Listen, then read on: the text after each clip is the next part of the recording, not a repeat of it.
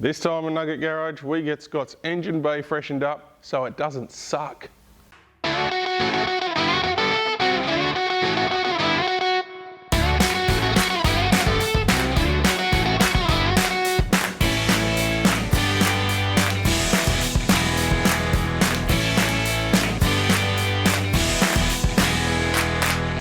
Welcome back to Nugget Garage. This week we're going to actually start on Scott's Supra. Some of you might have seen this probably about a year ago on another video where we were actually going to drag it out, but we never really got to it. So we'll roll into the video and show you so you can catch up on where it was. This is my Mark IV Pro Supra. This is my daily driver up to about a year ago. It started life sitting in the backyard of a mate's house on blocks, had no doors, no bonnet. I bought it off him for about $1,000. Came with a Series 2 Supra interior that was fairly tidy, low-key. Also included the standard NA 2J bottom end, unknown kilometres. Anyway, so we bought this. I bought a hideous orange body kitted Sora that had a 1J single turbo and a C4 on it. I think it was about $2,000. And basically built a car out of both of them. So it ended up with the stock NA 2J short, 1J cylinder head, 286 I think they are, Calford, Camtech cams. We put the C4 on it. I bought a diff off a mate of mine. We got sent a Autronic SMC from actually Al, from the skid factory. So I put it together as it was. I think we were probably up to about a $7,000 spend. Tuned it up and it went 990, 144. It was a glorious thing. It had a silver bonnet, green bumper, a giant penis on the bonnet, a few dents in the back. I think it had different coloured doors on it. Since then, decided to give it a bit of a paint job, make it look a bit tidier. We ended up cooking the C4 after about, I think it was 3 passes. Put an A340 back in it, went through about 4 or 5 of those, decided to build a power glide for it. It was all good until I let Chris drive it, so we built another power glide for it. Then it was pretty much a reliable 9-second car with aircon, you know, for probably still less than $10,000. Probably couldn't do that again now. So the reason why it's sitting here and not being driven is the 2J eventually started blowing a bit of smoke. I think the oil control rings in it were a bit shot. So we decided to do something different. At that time, we'd started mucking around with 1UZs in Chris's car with big camshafts, and I started to like what they sounded like and how they made power. So the decision was made to put a 1UZ in it. It's only in here mobbed up at the moment just to make sure everything's going to fit. Alright, so since that video, we've kind of changed plans a little bit. Not with the engine so much, but we're going to do remote mount turbocharge setup. Since Jake's gone and painted my engine bay and cleaned the car up, we like the sort of stock look that it has in the engine bay. So I think we're going to go full sleeper. So we're going to do as much as we can a sleeper engine as well as a sleeper car. I've got these wheels in RZ sizes, which are slightly bigger and slightly wider. So we're going to get them restored. Run it stock looking, stock wheels. Be pretty cool to open. And then when you pop the bonnet, it's going to look like a stockish 1UZ. Yeah, try and make it look a bit factory fitted or something. Yeah. It should be a good learning process actually, because we don't know nothing about what pipe sizes are supposed to be. Turbo that's 4 metres away from the engine. Apparently we're going to try and make the standard ignition system, well, standard distributors and leads work. The truck's up to about 520 rear wheel with no issues, so we're going to see how far we can go on that. That way we can keep all the factory covers and factory coil positions, all that sort of junk. Providing it works, it'll be a pretty cool thing. The intake manifold, still trying to decide whether we're going to use that Holley Al's one or a stock. Or a stock one. We haven't really found a limitation of the stock one yet. No, a lot of people talk about limitations, but we didn't have any limitations on the Corolla one. There's also guys down south for that Capri that ran like milli 7s with standard inlet manifold. Did they have a standard one? And they revved it to 8800. Yeah, well there you go. Yeah, well see, Corolla turned to 8, so. Yeah. So, anyway. All right, so this week we're going to do this. Next week we'll do a bit of yours. Yeah. And we'll alternate. So going to be a bit of swapping around. But anyway, this week is Supra week. Next week will be some other shiny turd week. Yeah. And anyway, we'll get into showing you guys paint process with some music that isn't funk. No funk. Enjoy the funk. No funk.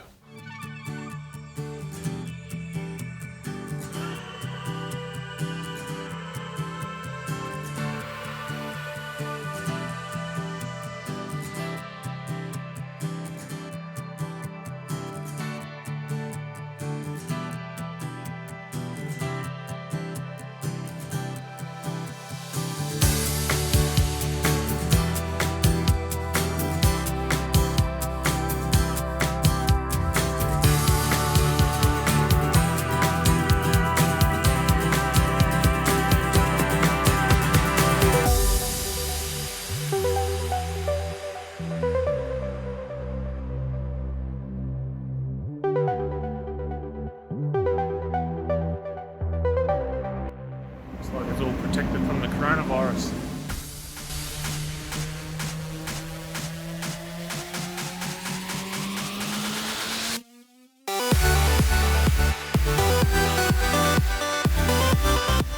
You want that colour, don't you? I do. I like your Technicolor Pelican shit.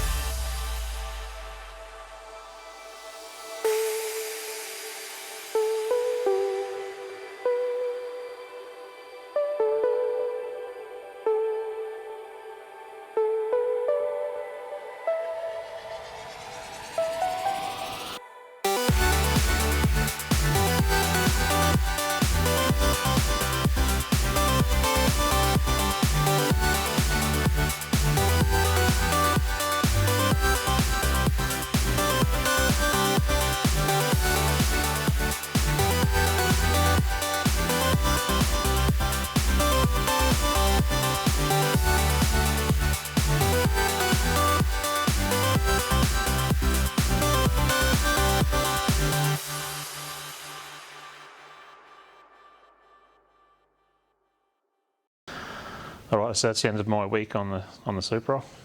Jake's painted the engine bay.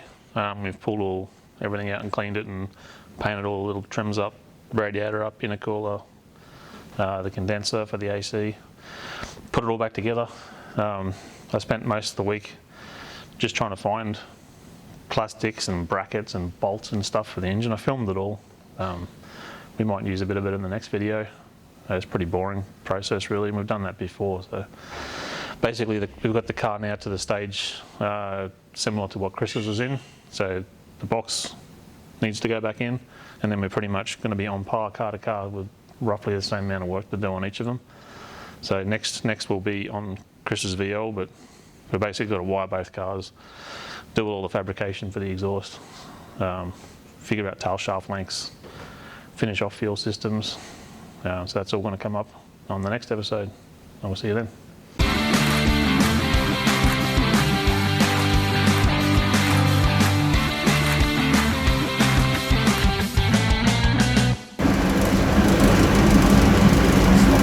Colourful pelican shit.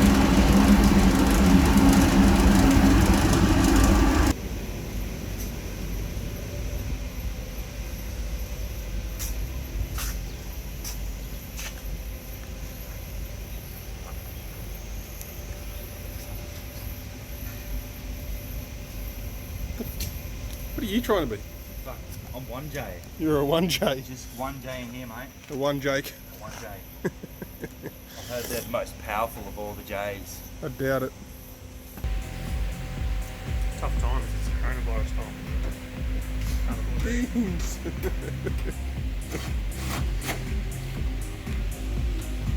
Look how awesome that looks. All shiny and stuff. I'm going to play Jake.